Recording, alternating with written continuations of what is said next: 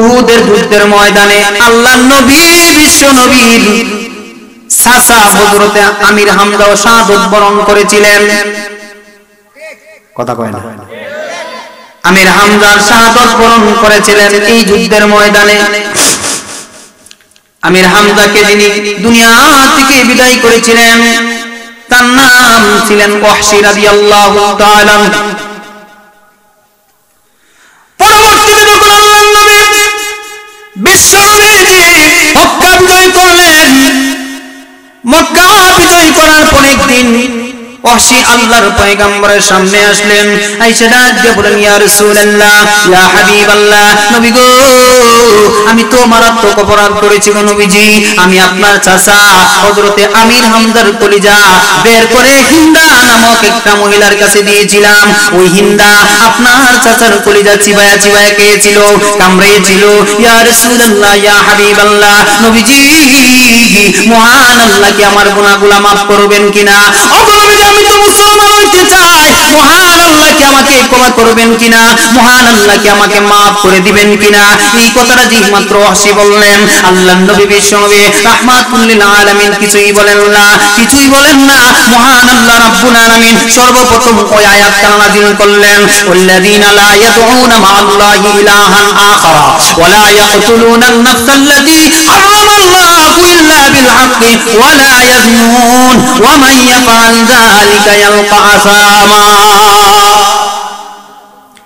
আল্লাহ রাব্বুল আলামিন বলেন, অগণবিধি যারা এই তিনটা গুনাহ করবে তাদের কোনো ক্ষমা নাই, তাদের কোনো মাফ নাই। আল্লাহর নৈকট্যবান বান্দা যারা হবেন তারা কখনোই এই তিনটা গুনাহতে লিপ্ত হইবেন না। তবে যারা এই তিনটা গুনাহ করবে মহান আল্লাহ তাদেরকে কখনো ক্ষমা করবেন না। যেই মাত্র রাসূল এই কথা শুনলেন, শোনা মাত্রই ওয়াহশীকে বললেন, ওয়াহশী রে, মহান আল্লাহ তো গুনাহগুলোরে maaf করবেন না। ওয়াহশী চোখের পানিগুলো ছেড়ে দিয়ে দিয়ে কান্না করেন আর বলেন, নবী গো, আমি তো আল্লাহর সাথে শরীক করেছি, আমি তো অন্যায়ভাবে মানুষকে হত্যা করেছি, আমি তো জিনা করেছি। ইয়া রাসূলুল্লাহ, ইয়া হাবিবাল্লাহ, তাহলে বুঝি মহান আল্লাহ আমাকে ক্ষমা করবেন না? আল্লাহর রাসূল বলেন, না না, মহান আল্লাহ তো আয়াত নাযিল করেছেন, তোমাকে তো মহান আল্লাহ ক্ষমা করবেন না। এরপরে আবার জিবরাইল আয়াত নাযিল করলেন। কোন আয়াত নাযিল করলেন? যুযাআফ লাহুল আযাবু ইয়াউমাল কিয়ামাতি ওয়া ইয়াখলুদ ফীহি মুহানা। আল্লাহ বড় আয়াত নাযিল করে দিলেন, শুধু তাদেরকে শাস্তি দেওয়া হবে তা নয়, নবী গো, তাদের শাস্তিকে দ্বিগুণ করা হবে। নবীজি, তারা বাঁচার মতো কোনো পথ নাই গো নবীজি। যেই মাত্র আল্লাহ রাসূল সাল্লাল্লাহু আলাইহি ওয়াসাল্লাম এই কথা শুনলেন, এবার ওয়াহশীর জন্য চোখের পানি চাইরা দিয়া কান্না করতে লাগলেন। এবার ওয়াহশীর জন্য আল্লাহর পয়গম্বর চোখের পানি চাইরা দিয়া কান্না করতে লাগলেন।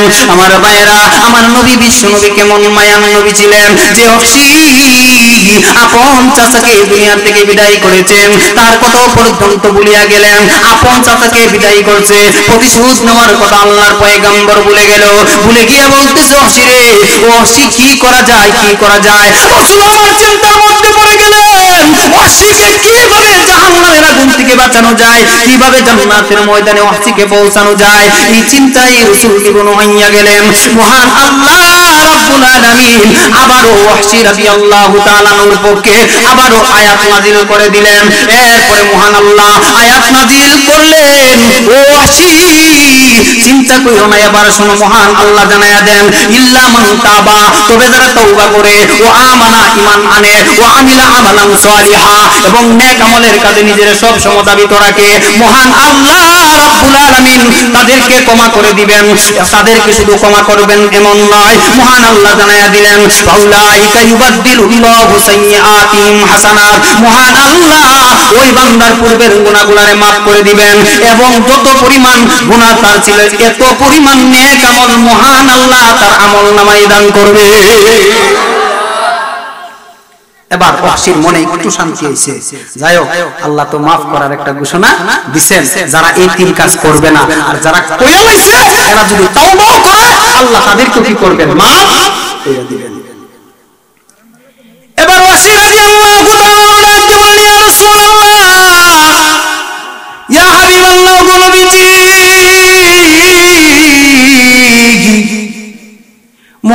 আল্লাহ রাব্বুল আলামিন এখানে যে কথা বললেন, নবী গো আল্লাহ রাব্বুল আলামিন বললেন ঈমান আনতে হবে, তারপরে নেক আমল করতে হবে, নেক আমলের মধ্যে সর্বসময় নিজেকে লাগায় রাখতে হবে, এখানে আর মিস্টেক করা চলবে না। ওগো নবীজি আমি ঈমান আনলাম, পূর্বের গুনাহ জন্য আমি তওবা করলাম, হঠাৎ যদি আমার মাধ্যমে গুনাহ বড় হয়ে যায় তারপরে আমার অবস্থাটা কি হবে গো নবীজি? তাহলে তো আমি আর জান্নাতে যাইতে পারবো না, আমার অবস্থাটা সেদিন কি হবে? ওগো নবীজি তাহলে কালেমা পড়া মুসলমান হওয়ার তো কোনো অর্থ নাই, সেই যদি আবার জাহান্নামে জ্বলতে হয়, সেই যদি আবার জাহান্নামে জ্বলতে হয়। এই কথা বলেন আর ওহসী রাদিয়াল্লাহু তাআলা আনহু চোখের পানিগুলো ছেড়ে দিয়া দিয়া কান্না করতে লাগলেন। আল্লাহর পয়গম্বর বিশ্বনবী আবারও আকাশের দিকে মাথা উত্তোলন করলেন, মহান আল্লাহ রাব্বুল আলামিন আবারও আয়াত নাযিল করলেন। এবার শুনেন, মহান আল্লাহ রাব্বুল আলামিন বললেন ইন্নাল্লাহা লা ইয়াগফিরু আন ইউশরাকা বিহি ওয়া ইয়াগফিরু মা দুনা যালিকা লিমান ইয়াশা। আল্লাহ বড় আয়াত নাযিল করলেন, নিশ্চয় মহান আল্লাহ ইন্নাল্লাহা লা ইয়াগফিরু আন ইউশরাকা বিহি, নিশ্চয় যারা শিরিক করবে আল্লাহ তাদেরকে ক্ষমা করবেন না। নিশ্চয় যারা শিরিক করবে আল্লাহ তাদেরকে কি করবেন না? বুঝলেন? ক্ষমা করবেন না। তবে শিরিক ছাড়া যে সমস্ত গুনাহ আছে ওয়া ইয়াগফিরু মা দুনা যালিকা লিমান ইয়াশা, তবে শিরিক ছাড়া যে সমস্ত গুনাহ বান্দা করবে মহান আল্লাহ রাব্বুল আলামিন ইচ্ছা করলে বান্দাকে ক্ষমাও করে দিতে পারে। যেই মাত্র হযরতে ওহসী রাদিয়াল্লাহু তাআলা আনহু আল্লাহর নবীর মুখ থেকে কথাটা শুনলেন, এবার আরেকটু দিলের মধ্যে শান্তি আইছে। এবার ডাক দিয়ে বললেন, ইয়া রাসূলুল্লাহ আল্লাহ রাব্বুল আলামিন তো এই কথা এখানে বলেন নাই, আল্লাহ তাআলা শিরক গুনাহ ছাড়া বাকি সমস্ত গুনাহগুলোরে maaf করে দিবেন, বান্দাকে জান্নাতের ময়দানে পৌঁছাইয়া দিবেন। এই কথা তো মহান আল্লাহ এখানে বলেন নাই। নবী গো আল্লাহ ইচ্ছা করলে ক্ষমাও করতে পারেন, আবার ইচ্ছা করলে ক্ষমা নাও করতে পারেন, ইচ্ছা করলে জান্নাতে দিতেও পারেন, আবার ইচ্ছা না হলে মহান আল্লাহ বান্দাকে জাহান্নামেও দিতে পারেন। ওগো নবীজি আসরের ময়দানে, কঠিন মুসিবতের ময়দানে আল্লাহ যদি ডাক দিয়ে বলেন, শিরে আমি আল্লাহ তোমাকে ক্ষমা করলাম না, আমি আল্লাহ তোমাকে maaf করলাম না, যাও তুমি জাহান্নামে যাও। ওগো নবীজি সেদিন আমার অবস্থাটা কেমন হবে? ওগো নবীজি এই চিন্তায় তো আমি এখন আরো কষ্ট পাইতে লাগলাম।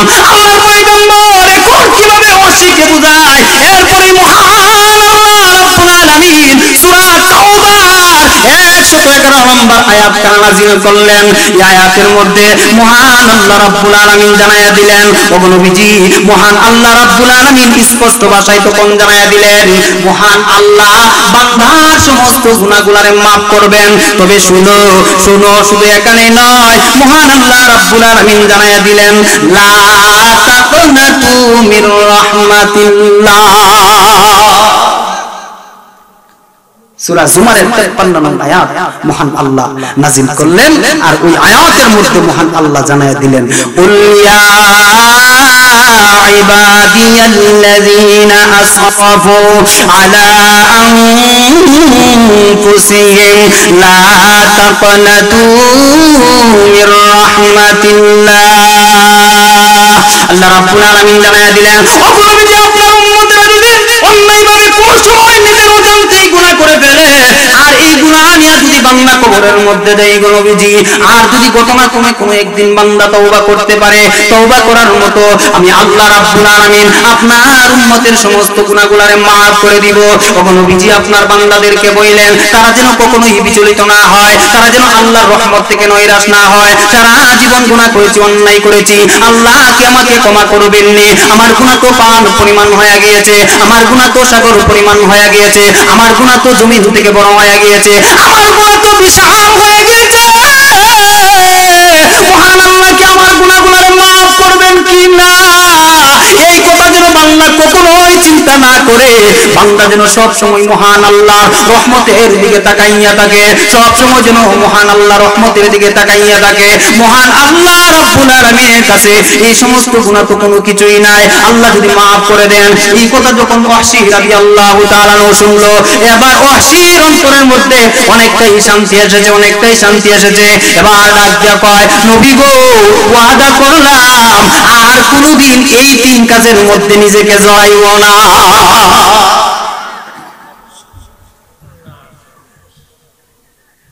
এখানে কি বুঝলেন? কি বুঝলেন? বানাই না কোনো কথা বলতেছি।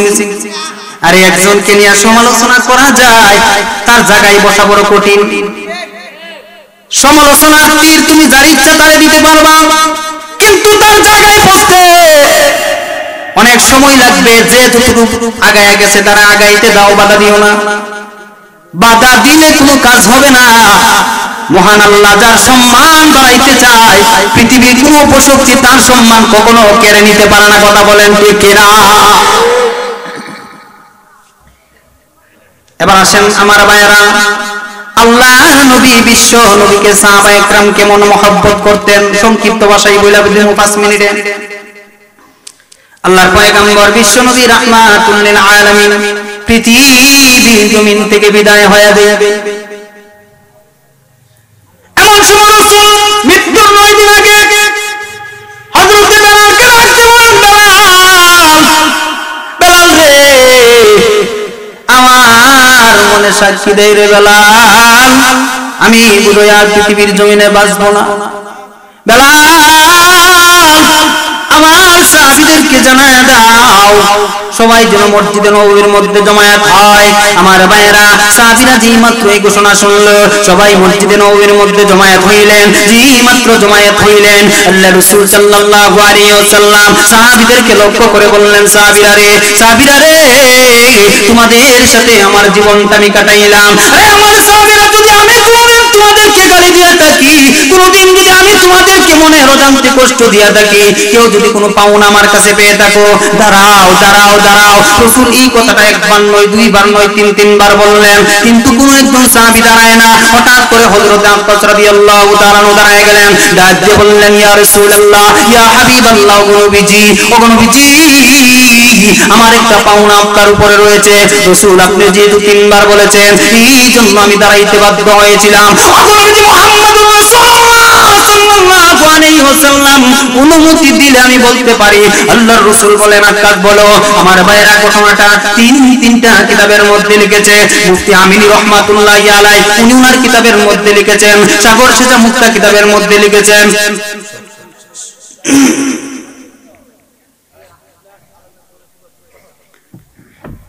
দুররাতুন নাসিহিন এই কিতাবের মধ্যে লিখেছেন। আমার ভাইয়েরা, যে মাত্র রাসূল এই কথা বললেন, দাঁড়াও বলো, এমন সময় কাজ বলে, ইয়া রাসূলুল্লাহ, ইয়া হাবিবাল্লাহ, ও নবীজি মুহাম্মদুর রাসূলুল্লাহ, একটা যুদ্ধের ময়দানে আপনিও যাইতেছিলেন, আমিও যাইতেছিলাম, বদর যুদ্ধের ময়দানে। নবী গো, আমার ঘোড়াটা দৌড়াইয়া আপনার ঘোড়া সমকক্ষ হইয়া গেল। ও নবীজি, আমার মনে চাইল আপনার রান মুবারকের মধ্যে একটা চুম্বন করতে। ও নবীজি, যেই মাত্র আমি ঘোড়ার পৃষ্ঠে থেকে নামলাম, রান মুবারকের মধ্যে চুম্বন করব, ওই সময় আপনার ঘোড়াকে দ্রুতগামী বানানোর জন্য আপনি চাবুক পিছন দিক দিয়ে চটকা মারলেন। ও নবীজি, এই চটকাটা আমার পিঠের মধ্যে লেগে গিয়েছে, আজ অবধি পর্যন্ত সেই চটকা আমার পিঠ থেকে মুছে নাই গো নবীজি, সেই আঘাতের দাগ এখনো পর্যন্ত রয়েছে। আল্লাহ রাসূল বললেন, এখন তুমি কি চাও? বলে, ইয়া রাসূলুল্লাহ, ইয়া হাবিবাল্লাহ, নবী গো, আমি চাই আপনার পিঠের মধ্যে আঘাত করে আজকে প্রতিশোধ গ্রহণ করতে। আমার পয়গম্বর বিশ্বনবী রাহমাতুল্লাহ আলাইহি ডাকতে বলেন, যাও, ফাতেমার কাছে আমার যুদ্ধের চাবুক রাখা আছে, ফাতেমার কাছ থেকে যুদ্ধের চাবুকটা তুমি তাড়াতাড়ি নিয়ে আসো। যেই মাত্র এই কথা শুনলো, বেলাল তো যাইতে চায় না, কলিজা পেটে কান্না আসতেছে বেলালের। ফাতেমা দরজার সামনে গিয়ে ডাক দিল। ফাতেমা দরজা করে ডাক দিয়ে বলেন, বেলাল, কিসের জন্য আসছো? বলে, ফাতেমা, আল্লাহ রাসূলের যুদ্ধের চাবুকটা দিয়ে দাও। বলে, আব্বা তো এখন অসুস্থ, বিছানার মধ্যে পড়ে আছে, এখন তুমি যুদ্ধের ময়দানে যাবেন না, তাহলে যুদ্ধের চাবুক দিয়ে কি করবেন? বলে, আল্লাহর নবীর কাছ থেকে একজন সাহাবী প্রতিশোধ গ্রহণ করতে চায়। এমন সময় ফাতেমা ডাকতে বলেন, বেলাল রে, তুমি তো জানো আমার বাবার মা নাই, আমার বাবার বাবা নাই, দাদাও নাই, পৃথিবীতে আপন বলতে কেউ নাই, আমার বাবা ইতিম, আমার বাবাকে কেউ কষ্ট দিলে আমি ফাতেমার কলিজার মধ্যে আঘাত লাগবে। বেলাল রে, সে প্রতিশোধ গ্রহণ যদি করতে চাই, তুমি তোমার পিঠের মধ্যে আঘাত নিয়ে নিবা, আমার বাবার পিঠের মধ্যে কোনো আঘাত লাগতে দিবা না। বেলাল ওয়াদা করলো। ওখান থেকে চাবুক নিয়া আল্লাহর নবীর সামনে গিয়ে দাঁড়াইলেন। এবার রাসূল বললেন, ও আক্কাস, নাও নাও, চাবুক নাও, তুমি তোমার প্রতিশোধ গ্রহণ করো। এমন সময় আক্কাস বলে, ইয়া রাসূলুল্লাহ, ইয়া হাবিবাল্লাহ, আমি এভাবে প্রতিশোধ গ্রহণ করতে পারি না। নবীজি আমার, যেদিন আপনি আমাকে আঘাত করেছিলেন, ওই দিন আমার শরীরের মধ্যে কোনো কাপড় ছিল না। ওগো নবীজি, আপনার শরীর থেকে আপনি চাদর উঠান। যেই মাত্র এই কথা বললেন, আবু বকর সঙ্গে সঙ্গে দাঁড়ায় রাজ্যে বলেন, ও আক্কাস, তোর যত আঘাত মনে চাই আমি আবু বকরের পিঠের মধ্যে কর, আঘাত করে প্রতিশোধ গ্রহণ করে নিয়ে নে। বলে, না না, এটা কখনোই সম্ভব নয়। উমর গর্জিয়াস কণ্ঠে রাজ্যে বললেন, আক্কাস রে, প্রতিশোধ নিবিতে নে, আমার পিঠ থেকে আজকে তোর প্রতিশোধ গ্রহণ করে নে। বলে, না, সম্ভব নয়। এবার আবারও ডাক দিলেন হযরতে আলী, দাঁড়ায় রাজ্যে বলেন, ও আক্কাস, প্রতিশোধ গ্রহণ করে নাও। বলে, সম্ভব নয়। উসমান দাঁড়ায় গেলেন, রাজ্যে বললেন, আমার পিঠ থেকে তুমি প্রতিশোধ গ্রহণ করে নাও। বলে, সম্ভব নয়। হাসান হুসাইন দুইটা চোখের পানি ছেড়ে দিয়ে রাজ্যে বললেন, আক্কাস রে, আমার নানার গায়ে আঘাত করবি না রে, আমাদের দুই ভাইয়ের পিঠের মধ্যে যত মনে চাই আঘাত কর। হযরতে আক্কাস বলে, সম্ভব নয়, সম্ভব নয়, রাহমাতুল লিল আলামিনের পিঠের মধ্যে আঘাত করে আজকে প্রতিশোধ গ্রহণ করতে চায়। এমন সময় আল্লাহ রাসূল বলেন, তাহলে তুমি আঘাত করো। নাও নাও, আমি চাদর খুলে দিলাম। বলে, ইয়া রাসূলুল্লাহ, ইয়া হাবিবাল্লাহ, আমি তো এইভাবে আপনাকে আঘাত করতে চাই না। আল্লাহ রাসূল সাল্লাল্লাহু আলাইহি ওয়াসাল্লাম রাজ্যে বলেন, আক্কাস, তাহলে শোনো রে, ও আক্কাস, আমার সাহাবীদের সামনে যদি তুমি আঘাত করো, আমার সাহাবীরা কলিজা পেটে দুনিয়া থেকে বিদায় হয়ে যাবে। আক্কাস রে, না না, আমার সাহাবীদের সামনে আঘাত করবি না। চল চল, ঘরের ভিতর চল, তোর মনে যা চাই তুই ঘরের ভিতর আঘাত করবে। এবার আল্লাহ রাসূল উঠে গেলেন, হাঁটতেছেন, আক্কাসও পিছনে পিছনে যায়। সাহাবীরা বসে বসে চোখের পানি চাইরা দিয়া কান্না করতে লাগলেন। উমর চিৎকার করে কান্না করতে লাগলেন। বেলাল মাটির মধ্যে পড়া ঘুরে ঘুরে চিৎকার করতে কান্না করতে লাগলেন। আমার মায়েরা যেই মাত্র ঘরের ভিতরে প্রবেশ করলেন, প্রবেশ করা মাত্রই হযরত আক্কাস রাদিয়াল্লাহু তাআলা ঘরের ভিতর যায়। সাহাবীরা পিছন দিক থেকে তাকায় রয়েছে, কেমনে জানি রে কোন জায়গাটাই জানি রাসূলকে আঘাত করে। যেই মাত্র আক্কাস ঘরের ভিতর প্রবেশ করলো, চাবুক হাত থেকে ফেলে দিয়া আল্লাহর নবী, বিশ্ব নবীকে জড়াইয়া ধইরা আমার নবীর মোহরে নবুয়তের মধ্যে চুম্বন করলে। আমার মায়েরা চুম্বন করে রাখতে বলে, নবী গো, বিয়াদবি মাফ করবেন গো নবী, একটা দিন আর দুইটা দিন নয় নবী গো, 15টা বছর অপেক্ষায় ছিলাম, কোন দিন জানি রে রাহমাতুল লিল আলামিনের মোহরে নবুয়তের মধ্যে একটা চুম্বন লাগাইতে পারবো, কোন দিন জানি রে মায়ার নবীর মোহরের মধ্যে একটা চুম্বন লাগাইবো। যে আমার মায়ার নবীর মোহরের মধ্যে আমার দুইটা টুট লাগি গেল, আবার এই দুই টুট তো কখনোই জাহান্নামের আগুনের মধ্যে জ্বলবে না। হযরত আক্কাস রাজ্যে বলেন, নবী গো, এবার আপনি বলেন না, মহান আল্লাহ কি আমাকে জান্নাত দান করবেন কিনা। এমন সময় আমার নবী রাজ্যে বলেন, আক্কাস, তোমার দুইটা টুট যেহেতু মোহরে নবুয়তের মধ্যে লেগে গেছে, মহান আল্লাহ রাব্বুল আলামিন আর তোমাকে জাহান্নামে দিবেন না। যাও আক্কাস, তুমি জান্নাতি, তুমি জান্নাতি। যেই মাত্র সাহাবায়ে কেরাম এই শব্দটা শুনতে পাইলেন, দৌড় মেরে সাহাবায়ে কেরাম করে ঢুকলেন। রাজ্যে বলে, ইয়া রাসূলুল্লাহ, ইয়া হাবিবাল্লাহ, নবী গো, কে জান্নাতি বলবেন নি? আল্লাহর নবী রাজ্যে বলে, দেখা ওই যে আমার আক্কাস, সেই হলো জান্নাতি, সেই হলো জান্নাতি। যেই মাত্র এই কথাটা বললেন, সাহাবায়ে কেরাম দৌড়া গিয়া আক্কাসের গলার মধ্যে জড়ায়া ধরলেন। কেউ মাথার মধ্যে চুম্বন করে, কেউ গালের মধ্যে চুম্বন করে, কেউ হাতের মধ্যে চুম্বন করে। আক্কাস রাজ্যে বলেন, তোমরা আমাকে কেন চুম্বন করো? বলে, আল্লাহ রাসূল বলছেন তুমি জান্নাতি, তোমাকে যদি আমরা একটা চুম্বন করতে পারি, মহান আল্লাহ হইতে পারে তোমার এই চুম্বনের বিনিময়ে আল্লাহ আমাদেরকে তোমার সাথে জান্নাত দান করতে পারেন। আক্কাস রাজ্যে বলেন, ও সাহাবীরা, আমাকে কেন চুম্বন করতে হবে রে? আল্লাহ নবীর কাছে যাও, নবীকে মনের ইচ্ছা মতো চুম্বন করো। আমার ভাইয়েরা, এই জন্য অন্য আরেকদিন হযরত আনাস রাদিয়াল্লাহু তাআলা আনহু আল্লাহ রাসূলকে প্রশ্ন করেছিলেন, ইয়া রাসূলুল্লাহ, দিলদার আপনাকে মহব্বত করে জান্নাতের ময়দানে কি আপনার সঙ্গে থাকতে পারবো কিনা? রাসূল ওই দিন বলছিলেন, আলমার উমা আমান আহাব্বা। ও আনাস, তুমি যদি আমাকে তোমার দিল থেকে মহব্বত করো, ও আনাস মনে রাখবা, যার সাথে যার গভীর সম্পর্ক হবে, তার সাথেই তার হাসর হবে। তোমার যদি উলামায়ে কেরামের সাথে সম্পর্ক থাকে, তোমার যদি মাদ্রাসার সাথে সম্পর্ক থাকে, তোমার যদি ছাত্রদের সাথে সম্পর্ক থাকে, তোমার যদি কোরআনের সাথে সম্পর্ক থাকে, তোমার যদি উলামায়ে কেরামের মহব্বত থাকে, মনে রাখবা মরতে দেরি মহান আল্লাহ এই মহব্বতের খাতিরে তোমাকে জান্নাত দিতে দেরি করবেন না।